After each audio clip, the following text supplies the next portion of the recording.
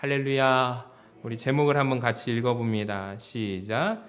내 뜻이 아닌 주의 뜻대로. 사실 오늘 제목이 설교의 내용이 전부고요. 오늘 말씀을 통해서 하나님의 은혜가 함께 임하기를 간절히 소망합니다. 여러분, 오늘 본문 말씀에 보면 사도 바울의 2차 전도 여행이 선교 여행의 모습이 나옵니다. 사실 우리 아시아 사람들에게 가장 서운한 구절이 등장하는 본문이기도 한데요. 6절을 한번 보시면은요, 성령이 아시아에서 말씀을 전하지 못하게 하셨답니다. 저는 이 성경을 읽을 때마다 얼마나 서운한지, 왜 복음이 아시아에서 복음을 전하지 못하게 하시고 아시아가 아닌 유럽으로 복음을 이렇게 건너가게 하셨을까? 조금 더 빨리 왔더라면. 읽을 때마다 이 말씀을 마주할 때마다 개인적으로 굉장히 섭섭했습니다. 여러분은 어떠십니까? 또 얼마 전에 아시안 게임 우리가 계속해서 보고 있는데 여러분도 그런 생각 안 드시나요? 우리 아시아에 먼저 복음이 왔더라면 더 좋지 않았을까? 근데 사실 이 부분은 오해라는 것을 아십니까? 지도 한 장으로 해결될 오해입니다. 지도 한번 보여주시면 글씨가 좀 작아서 보이시나요? 네모 박스로 제가 표시를 했는데 여기가 아시아입니다. 그러니까 우리 지금 아시아 대륙을 의미하는 것이 아니라 터키죠. 지금은 튀르키예라고 하더라고요. 터키의 서부 부분을 아시아라고 불렀습니다. 그러니까 오른쪽의 동부 부분을 보시면 갈라디아 찾으셨나요? 갈라디아 지역이 있습니다. 그러니까 사도 바울이 마음에 품었던 게 뭐냐면요, 계획이 하나 있었는데 2차 선교 여행을 가기 전에 계획이 있어요. 1차 선교 여행 갔던 곳을 다시 한번 돌아보자. 그들을 찾아가서 위로하고 격려하자. 그들의 믿음을 굳건하게 하자. 여러분, 이것이 바울이 가지고 있는 계획이었거든요. 이 꿈을 가지고 지금 2차 전도 여행을 떠난 거예요. 자, 그래서 그 지역이 지금 어디냐면 아시아 지역, 그리고 오른쪽 동부 부분의 갈라디아, 길리기아, 이쪽을 가기를 원했습니다. 여러분, 그런데 중요한 것은 하나님께서요, 바울의 발걸음을 어디로 인도하시는 줄 아세요? 한 번도 경험하지 못한, 한 번도 생각조차 해보지 못한, 왼쪽에 보면 마게도니아 찾으셨나요? 이쪽이 지금 오늘날의 유럽이거든요. 그러니까 발걸음을 이쪽으로 인도하신 거예요. 그래서 빨간 화살표가 지금 유럽을 거쳐서 다시 돌아오는 과정이 2차 선교 여행의 지도의 모습입니다. 여러분, 그러니까 우리 아시아 대륙이 아니에요. 복음을 전한 지역에 하나님께서는 막으시고 다시 그 지역에 복음을 전하지 말라라는 말씀을 주십니다. 지도를 보시면 알겠지만 2차 선교 여행이 끝나는 그 화살표를 보시기 바랍니다. 아시아에 있는 에베소 지역을 들리고요. 그러니까 우리가 이 말씀을 통해서 오해하지 않았으면 좋겠어요. 우리 아시아가 아니라 터키, 튀르키예에 있는 서쪽에 있는 아시아구나라는 것을 아셨으면 좋겠습니다. 2차 선교 여행이 끝날 때 아시아에 있는 에베소를 들립니다. 또 소아시아의 요한계시록을 보면은 소아시아 7교회 말씀이 나옵니다. 소아시아 지역이 많은 교회들이 세워지고, 또 베드로전서를 읽어보아도 우리 말씀을 한번 보여주시면 베드로가 아시아에 있는 흩어진 성도들에게 문안한다라는 이런 말씀이 나오기 때문에 여러분, 우리가 오해하지 않기를 원합니다. 중요한 것은 무엇이냐면 바울은 이제 아시아 지역, 그러니까 터키 지역에만 복음을 전하고 싶은 것이 그의 마음인데, 그의 계획인데, 하나님께서는 생각지도 못한 유럽으로 발걸음을 옮기셨다라는 거예요. 자, 특별히 오늘 말씀 가운데 성령이 못하게 하셨다라는 표현이 저는 참 중요하다고 생각을 해요. 여러분, 우리는 1차 선교 여행 할 때 그 앞부분의 타이틀을, 주어를 누구를 붙이냐면 바울의 1차 선교 여행, 바울의 2차 선교 여행, 이런 표현을 씁니다. 그러니까 선교 여행을 떠났던, 선교지를 갔던 사람의 주체가 누구라고 생각하냐면 우리는 당연히 사도 바울이라고 생각을 해요. 자, 그런데 사도행전 16장에서 하나님은 우리에게 말씀하시기를 아니다, 착각하면 안 된다라고 경고를 하시고 분명하게 알리시는데요. 주체가 누구냐면 바울이 아니라 누구예요? 성령이다라는 거예요. 따라합시다. 성령님께서 주체가 되신다. 그러니까 선교 여행의 주권자가 되신다라는 것을 알리시는 거예요. 그러니까 그 주체가 되시는 성령님이 발걸음을, 바울을 멈추게 하십니다. 그의 발걸음을 제지하시죠. 그러니까 오늘 표현대로 성령이 못하게 하십니다.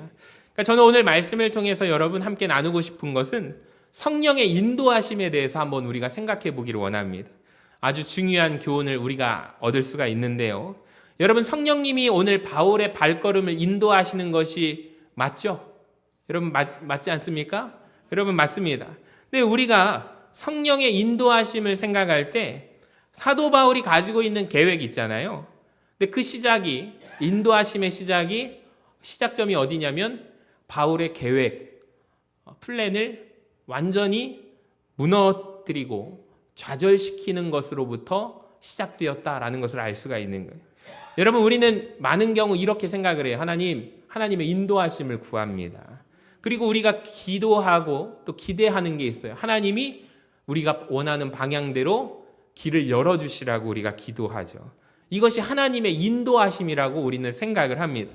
근데 오늘 성경 말씀을 보니까 우리가 바라는 대로 우리의 길을 하나님께서 열어주시는 것이 하나님의 인도라고 우리는 생각을 했는데, 하나님께서 우리의 길을 막으시고 여러분 좌절시키시고 닫으시는 것, 좌절감을 맛보게 하는 것, 이것도 하나님의 인도하심이라는 것을 우리는 새롭게 알게 되는 거예요.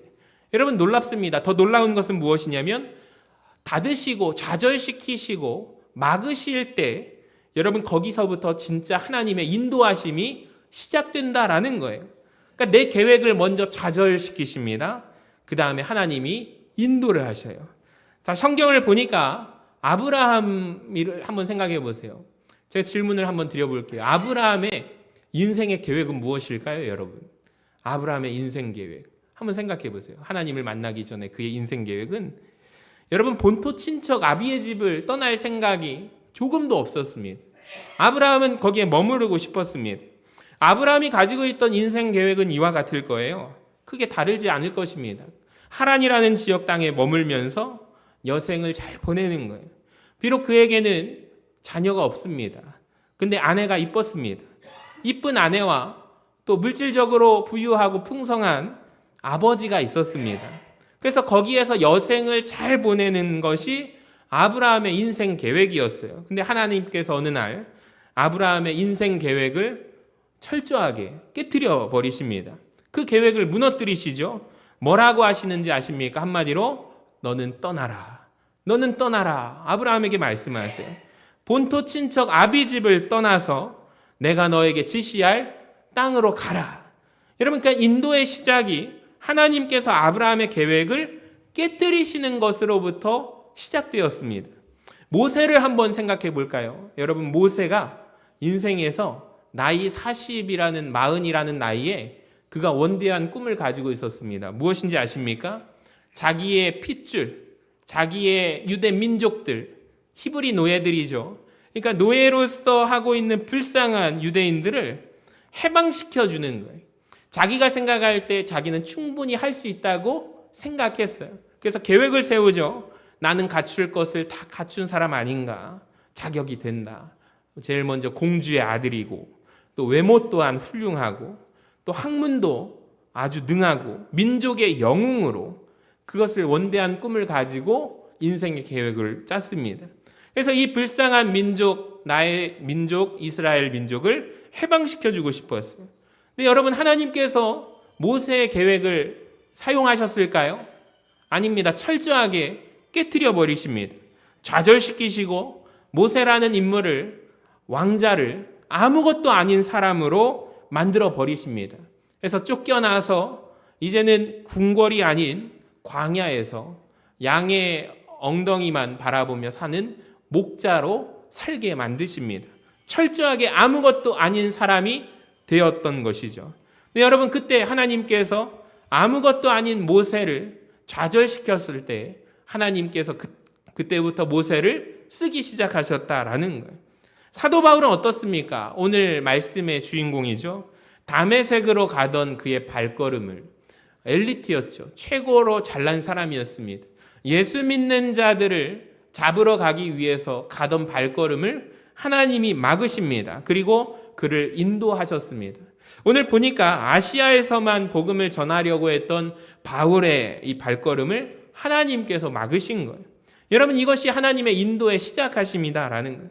사랑하는 성도 여러분, 오늘 말씀을 들으면서 우리 중에 이런 생각 드는 분 없으십니까? 내 인생 가운데 되돌아볼 때 내 인생의 계획이 있었는데, 내가 꿈꿔왔던 꿈이 있었는데 잘 풀리지 않아서 서운하신 분 계십니까? 하나님 앞에 섭섭한 마음을 갖고 계신 분이 계십니까?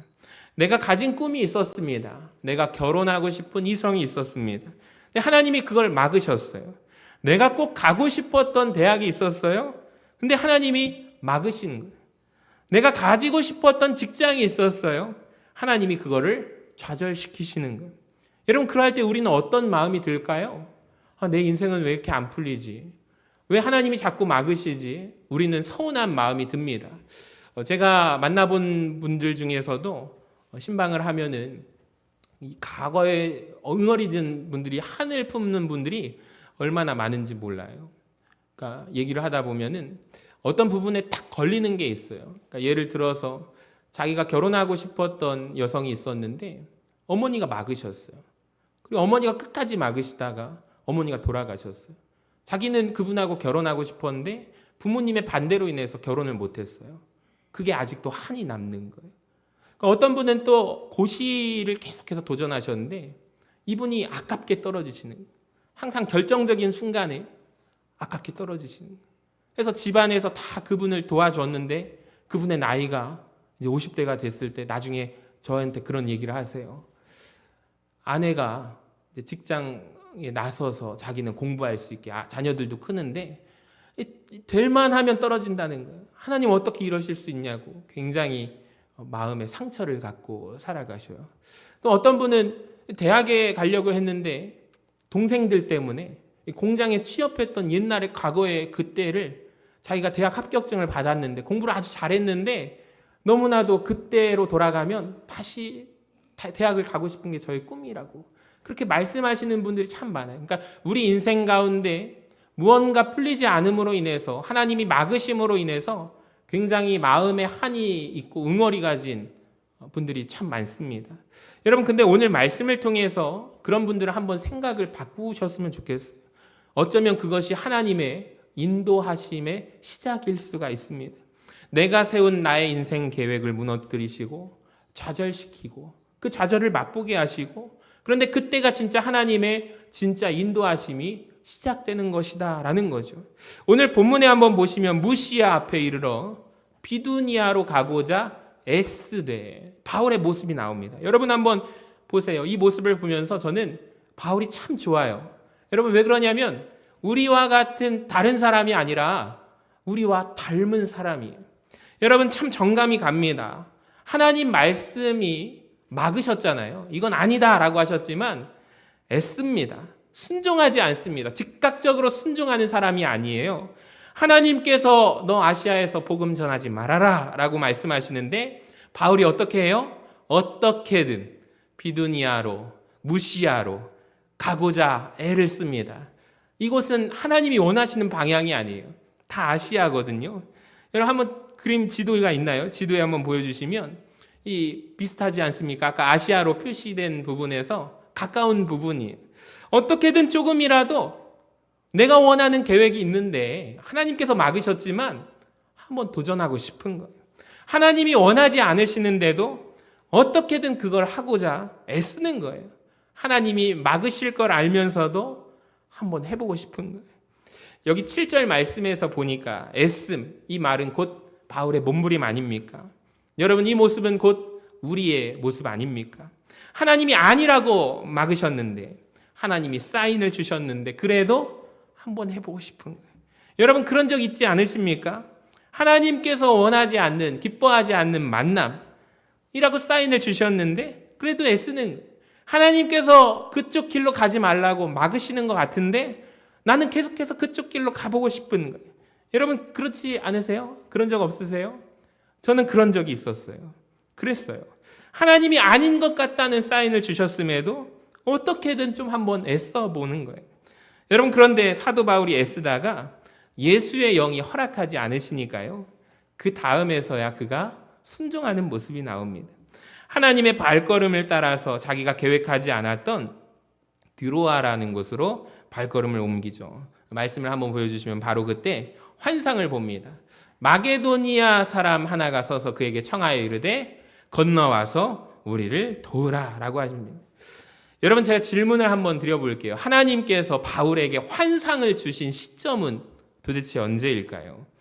여러분, 7절 말씀에 보니까 어떻게든 자기 뜻대로 한번 가고자 애쓸 때, 힘써 볼 때, 여러분 그때 환상을 보여주셨을까요? 아니에요. 하나님께서 이때 환상을 보이지 않으셨다가 자기 뜻을 내려놓고 내 뜻을 꺾고 성령의 인도하심에 따라 발걸음을 순종하여 생각해보지도 않은 그 드로아라는 지역, 계획하지도 않은 드로아라는 지역에 갔을 때 하나님께서 그에게 환상을 보여주시는 거예요. 한번 지도를 보여주시면은 드로아라는 지역이 보이십니까? 그러니까 사도 바울은 지금 오른쪽으로 가고 싶었는데 지금 왼쪽으로 알 수 없는 곳으로 온 거예요. 여러분, 이 드로아라는 지역까지 갔을 때 거기에서 하나님께서 순종하는 자에게 환상을 보여주십니다. 그리고 말씀하시죠. 건너와서 우리를 도우라. 지도에 보시면 지금 바다를 건너가게 되어 있습니다. 아시아에서 유럽으로 넘어가야 합니다. 그래서 얼핏 보면은 그 바다를 건너와서 우리를 도우라라는 것 같습니다. 맞습니다. 근데 여러분, 제가 먼저 드리고 싶은 말씀은 이 바다를 건너가는 것도 큰 일이잖아요. 근데 이 바다를 건너가기 전에 제일 먼저 건너가야 할 바다가 있어요. 뭘까요? 자기 마음의 인생의 계획에 세운 바다를 내려놓고 건너가야 한다라는 거예요. 포기하고 마음으로, 여러분 열심히 계획을 세웠습니다. 내가 원하는 방향대로 다 세웠습니다. 2차 전도 여행을 선교팀을 꾸려서 떠났어요. 하나님이 막으시는 거예요. 여러분, 이것을 포기할 수 있습니까? 어려운 일이죠. 얼마 전에 우리 청년 하나가 이 캐나다 유학을 가면서 정말 모든 것을 세세하게 다, 이 친구가 성격이 진짜 꼼꼼하더라고요. 완벽주의자 성격이. 그래서 그 계획 플랜을 다 짜는 것을 보고 참 대단하다. 근데 제가 한마디를 했어요. 근데 그렇게 안 될 수도 있다. 그때마다 하나님께 기도하고 주님께 더욱더 의지하고 기도하면 하나님께서 길을 열어주실 거다. 여러분, 우리의 모습 같아요. 우리가 인생을 살아갈 때 우리의 여러 가지 방법으로 꼼꼼하게 준비하시는 분들이 있어요. 여러분, 그런데 내가 세웠던 그 계획을 내려놓는 게 쉽지가 않아요. 마음의 바다를 건너가야 한다라는, 그러니까 내가 떠날 때 생각했던 자기 계획, 이것이 바울에게 큰 장애물이라는 것을 아십니까?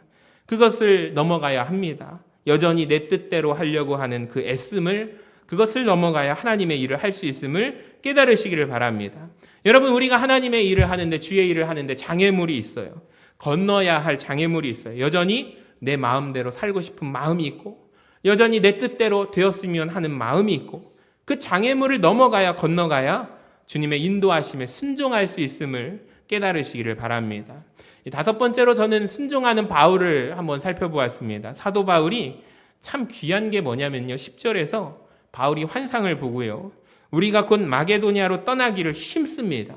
그러니까 자기 생각과 다른 지금 하나님의 뜻 앞에 이제는 인정하는 모습, 나의 뜻을 내려놓는 모습, 하나님의 계획 앞에 순종하기를 애쓰는 모습이 나오는 거예요. 여러분, 얼마 전에 진짜 사소한 일 가지고 싸웠잖아요. 동역자였던 바나바와 2차 선교 여행을 앞두고 무엇을 가지고 싸웠죠? 선교팀에 마가라고 하는 요한을 데리고 갈 것인가 말 것인가, 이걸 가지고 사람의 의견이 다를 때는 다투어서 싸워서 피차 갈라섰습니다. 여러분, 그런데 사람과는 의견이 맞지 않으면 헤어지지만 바울이 이런 고민을 했던 것 같아요. 성령님과는 어떻게 할 것인가? 성령님이 집 막으시고 예수의 영이 허락하지 않으시는 상태에서 내가 사람과는 마음이 맞지 않으면 갈라섰지만 성령님과도 갈라설 것인가? 여러분, 바울이 고민을 했던 것 같아요. 성령님과는 나는 의견이 다른 상태로 있을 수는 없다라는. 그래서 결국에 자기의 뜻을 꺾고 내려놓고 성령님과 함께 동행하는 바울의 모습이 나옵니다. 여러분, 질문 한번 드립니다. 여기에서 우리가 바울을 통하여 고민해 보아야 할 것은 도대체 성령 충만이란 무엇일까요? 제가 보니까 이 많은 성도님들이 이 사도행전 16장을 묵상하시면서 이런 대부분의 감동을 말씀하십니다. 이야, 사도 바울은 어떻게 그렇게 환상을 볼까요? 이 부분에 초점을 우리가 봅니다.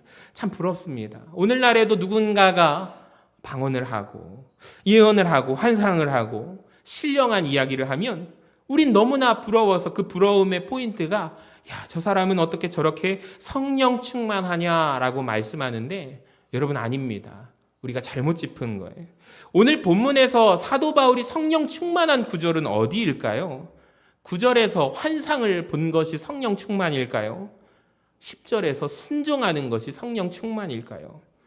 저는 9절이 아니라 10절이라고 생각을 해요. 순종하는 것. 여러분 오늘 그 10월 달에 월삭을 하면서 우리가 순종하는 믿음으로 나아가자라고 선포를 했는데 여러분 순종한다는 것이 곧 성령 충만임을 믿으시기를 바랍니다. 한번 생각해 보세요. 이렇게 생각하시면 하나님께서 여러분에게 신비한 환상을 보여주셨다고 생각해 봅시다. 우리가 보았습니다. 정말로 놀라운 신비 체험, 성령 체험을 했습니다. 우리가 보았습니다. 하나님 주시는 비전을 보았습니다. 근데 내가 그 앞에 보았지만 순종하지 않는다면 여러분 그게 무슨 의미가 있을까요? 여러분 순종하는 것이 성령 충만임을 인정하시기를 바랍니다. 그러니까 신비 체험이 성령 충만함이 아니라 하나님이 우리에게 저와 여러분에게 보여주신 것을 순종하는 것을 애쓰는 것이 성령 충만이다라는 거예요. 자, 오늘 본문에 비슷한 말이 두 가지가 나오는데요. 표로 한번 볼까요? 7절에 애쓰니라고 되어 있고 10절에 힘쓰니라고 되어 있습니다. 혹시 펜이 있으신 분들은 볼펜으로 밑줄을 꼭 그어주시기를 바랍니다. 줄을 쳐주시기를 바랍니다. 같은 얘기죠. 근데 7절에 보면은 뜻이 좀 달라요. 애쓰니는 하나님의 뜻이 있는데 다른 뜻이 있는데 어떻게든 그 뜻을 내 계획에 끌고 와서 맞춰보려고 애쓰는 거예요. 그것이 여러분 7절의 애쓰니고요. 근데 10절의 힘쓰니 완전 달라요. 여러분 내 뜻을 포기하고 하나님의 뜻에 순종하는 힘씀이다라는 거예요. 여러분 근데 이 두 가지는 완전히 다릅니다. 둘 다 애씀이고 힘씀입니다. 근데 여러분 우리가 여기에서 알 수 있는 것은 무엇이냐면 하나님 말씀에 순종하는 것도 애씀이 필요하고요. 하나님 말씀 앞에 불순종하는 것도 애씀이 필요하다는 것을 아십니까? 여러분 불순종도 에너지가 들고 순종도 에너지가 들어요. 근데 우리가 이왕이면 한 번뿐인 인생 하나님의 뜻에 반대되는 일 어떻게든 해보려고 애쓰지 마시고 하나님이 기뻐하시는 일에 힘쓰는데 여러분 힘쓰시기를 주님의 이름으로 간절히 축원합니다. 여러분 무엇을 애쓰고 계십니까? 혹시 하나님 앞에 불순종하려고 나는 애쓰지 않습니까? 순종하려고 애쓰기를 바랍니다. 순종하는 것이 더 유익합니다. 그 인도에 순종했더니 바울이 순종했더니 여러분 그 다음은 어떻게 되죠? 형통함이 기다리고 있습니다. 방향을 틀었더니 유럽이 복음화가 되는 길이 열립니다. 루디아라는 동역자를 만나게 되고 또 그를 만남으로 빌립보 교회가 세워지고 시작됩니다. 유럽에 복음화가 전해지게 됩니다. 여러분 만약에 사도 바울이 순종하지 않았다면 맛볼 수 있는 역사가 아닙니다. 여러분 내 뜻 내려놓고 하나님의 인도하심에 순종하면 형통함이 열립니다. 자, 그 다음에 10절을 보시기 바랍니다. 바울이 환상을 보았죠. 자, 분명히 주어가 바울이에요. 자, 환상을 본 사람은 누구예요? 바울입니다. 자, 근데 그 다음에 주어가 바뀌어요. 우리 따라합시다. 우리가. 환상은 누가 봤어요? 바울만 봤는데 우리가 곧 마게도냐로 떠나기를 힘써요. 이는 왜? 저 하나님이 저 유럽 사람들에게 복음을 전하라고 우리를 부르신 줄로 인정했기 때문입니다. 다시 한번 말씀드릴게요. 환상은 바울만 보았습니다. 근데 우리가 함께 결정하는데 여러분 이 우리라는 단어 안에 누가 있는 줄 아십니까? 자, 바나바와 헤어지고 새롭게 2차 선교 여행을 떠났던 동역자가 누굽니까? 실라가 있었죠. 자, 그리고 지난주에 루스드라에서 만난 사람이 누굽니까? 디모데가 있었죠. 자, 그리고 오늘 아주 중요한데요. 사도행전에서 우리라고 하는 주어가 오늘 처음 등장하는데 누군지 아십니까? 사도행전의 저자인 따라합시다. 누가예요. 그러니까 우리라는 말 속에 4명이 들어있는 거예요. 4사람이 2차 선교여행 선교 팀원들이라는 거예요. 여러분 누가가요 2차 선교 여행부터 함께 합세합니다. 이 선교팀에 바울이 있었고 디모데가 있었고 실라가 있었고 의사 누가가 있었습니다. 근데 이 선교팀이 계획을 세우고 진행하다가 어느 날 하나님께서 리더였던 바울에게만 환상을 보여주신 거예요. 여러분, 놀라운 게 무엇이냐면 환상은 누가 봤냐면 리더가 봤어요. 비전은 누가 봤냐면 리더가 봤어요. 여러분, 그런데 놀랍게도 분별은 어떻게 해요? 같이 한다라는 거예요. 기도함으로 같이 합니다. 그리고 하나님의 뜻을 분별하고 함께 순종하는 것이죠. 할렐루야. 여러분, 하나님이 일하시는 방법이 참 놀랍습니다. 만약에 여러분 이 선교팀에서 한 사람이라도 반기를 들었다면 어떻게 되었을까요? 난 바울 당신을 인정을 못합니다. 왜 하나님께서 당신에게만 환상을 보여주십니까? 나도 좀 봐야 되겠습니다. 난 인정 못합니다. 원래 계획대로 갑시다. 원래 계획이 더 좋은 것 같습니다. 만약에 이렇게 고집했더라면 어떻게 될까요? 여러분, 이 선교팀은 100% 깨집니다. 여러분, 이 팀은 깨집니다. 그리고 본인은 영광스러운 사역에서 배제되겠죠. 근데 오늘 본문이 참 아름다운 게 무엇인지 아십니까? 누구도 자기 계획을 고집하지 않아요. 환상은 바울만 봤습니다. 나머지 사람은 환상을 본 것이 아닙니다. 근데 같이 기도하고요. 같이 분별하고요. 그것이 정말 하나님의 뜻이라는 것을 인정하게 됩니다. 사랑하는 여러분, 하나님이 교회를 이끌어 가시는 방법이 이와 같다는 것을 아십니까? 하나님이 교회를 이끌어 가시는데 세우신 리더에게 하나님이 비전을 보여주십니다. 여러분, 교회 비전이요, 오늘 교회에 새로 등록한 새 가족이 있다면 여러분, 그분에게 주어지지 않습니다. 하나님께서 리더를 세우시고 비전을 보여주시고 이끌어 가심을 믿으시기를 바랍니다. 그리고 하나님께서 함께 기도하게 하시고 분별하게끔 하십니다. 그래서 우리 교회가 하나님께서 주신 비전에 함께 분별하고 함께 순종하고 가는 은혜가 넘치는 교회가 되기를 주님의 이름으로 간절히 축원합니다. 내 생각과 달라요. 근데 만약에 하나님이 그렇게 하셨다면 어떻게 하시겠어요? 정말 그것이 하나님의 뜻에 맞는지 아닌지 여러분, 우리가 기도해야 하지 않을까요? 분별해야 되는 것 아닐까요? 그리고 하나님의 뜻이 정말 맞다면 그것을 함께 할 수 있도록 우리가 애쓰는 교회가 되어야 하지 않을까요? 그것이 저는 아름다운 교회이지 않을까라는 생각이 들었어요. 저는 우리 서신교회가 그런 은혜가 충만하게 넘치기를 주님의 이름으로 간절히 축원합니다. 오늘 설교를 준비하면서 이런 간증이 나왔어요. 어떻게 보면은 바울과 같은 이 모습이 하나님께서 막으셨던 것을 경험하고 철저하게 좌절시키시고 나는 아무것도 아니구나 라는 것을 느끼게 만드신 분이 하나님이셨음을 제가 어젯밤에 말씀을 이렇게 준비하면서 되돌아보니까요, 많은 분들이 오해를 해요. 인철 목사님 부교역자로 있다가 담임 목사님 되고 좋으시겠어요. 왜요? 그랬더니 마음대로 목회할 수 있잖아요. 제가 뭐라고 대답했을까요? 웃고 말았습니다. 제 마음대로 될 수 있는 것이 있었던가? 주의 일을 하면서 경험하고 또 경험하는 게 뭔지 아세요? 제 마음대로 되는 것은 하나도 없어요. 그래서 이렇게 가족들이 얘기를 할 때 아빠가 간절히 바라면 하나님이 막으신다, 그런 얘기를 해요. 농담으로요. 그래서 저는 오히려 제가 간절히 바란더라도 말을 잘 안 하려고 해요. 왜 그러냐면은 제가 말함으로 하나님 막으시면 어떡해요? 그러니까 그런 생각이 들어요. 왜 그러냐면 이것은 교육전도사 때부터 늘 경험했던 것 같아요. 제가 원래 계획형 인간이었어요. 그래서 굉장히 보고서를 아주 잘 만듭니다. 타임테이블을요, 딱딱딱 잘 짭니다. 이과 출신이거든요. 정해진 틀대로 쭉 가요. 그러다 하나님의 부르심을 받고 얼마나 신학교 가서 힘들었던 게 뭐냐면 교수님이 1시간마다 수업 시간 끝나면 책 2권 요약해 오래요. 근데 책이요, 한 권이 막 이만해요. 이런 책들을 요약해 오래요. 근데 다른 친구들은 다 해내는데 저는 안 되는 거예요. 수학 문제 풀던 애가 신학교 가가지고 정말 고생을 해가지고 하나님 좋은 벗을 붙여주세요 그랬더니 그 친구가 저한테 책 읽는 방법을 알려줬어요. 근데 그 친구에게 참 많은 교육을 받았고 또 만나게 하셔서 하나님께서 귀한 만남을 붙여주셔서 이제 바뀌더라고요. 그래서 계산만 할 줄 알았던 사람이 이제는 책을 이제 보면은 책을 볼 줄 아는 거예요. 이제 그러면서 이제 제가 기도했죠. 하나님께서 저를 귀하게 목회자로 세우셨는데 하나님 방향으로 이끌어 주실 줄로 믿습니다. 할렐루야 하면서 이제 늘 기도를 했어요. 제가 한 가지만 간증하고 마칠게요. 목사님은 어떻게 서신교에 오시게 되었어요? 라고 질문을 한번 해서 제가 옛날에 한번 얘기한 적이 있는데요. 사실 하나님의 인도하심에 따라서 제가 왔던 경험이 있습니다.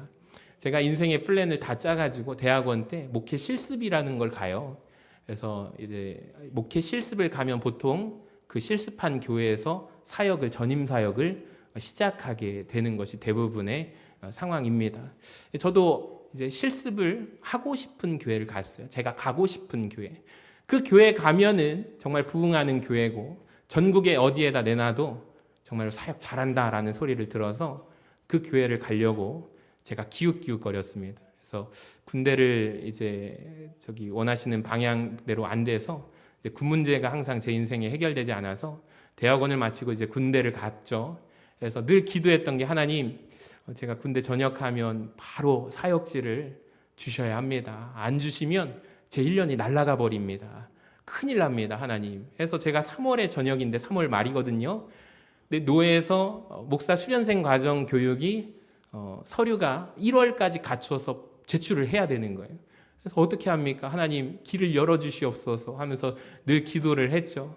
자, 그러다가 그 교회 휴가 때마다 음료수를 사들고 목사님들께 안부 인사를 했어요. 걱정 말라고. 이인철 전도사 올 때 자리 있다고. 걱정하지 말라고. 근데 이제 딱 될 때 되니까 이러시는 거예요. 안 되겠다고. 자리가 갑자기 어떤 전도사님이 사역에 들어와서 TO가 없다고, 자리가 없다고, 미안하다고 그러더라고요. 그래서 아니 몇 년 동안 계속 된다고 하더니 안 된다는 건 또 뭐지 하면서 기도를 했어요. 이제 굉장히 급해져가지고 이제 군부대 교회에다가 목사님에게 말씀해가지고 막 기도해달라고 하고 막 기도를 했어요. 사역지 구하게 해달라고. 그래서 이제 사역지가 딱 나왔어요. 총회 게시판에. 충주에 있는 교회인데 알고 보니까 이왕구 장로님 아들 이호선 목사님이 사임을 한 그 자리가 딱 나온 거예요. 그래서 하나님의 부르심이구나 해서 이제 그 교회를 가려고 다 이력을 준비를 했습니다. 근데 어느 날 갑자기 또 전화가 오는 거예요. 며칠 있다가.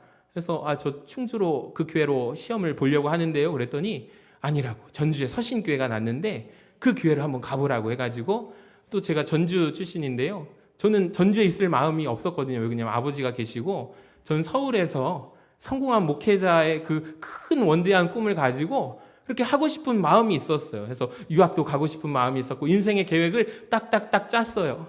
근데 하나님께서 그걸 꺾어버리시는 거예요. 그러더니 목사님 만나서 인터뷰하고 말년 휴가 때부터 출근하라고 해가지고 우리 서신교회 첫 만남이 제 머리가 빡빡머리예요.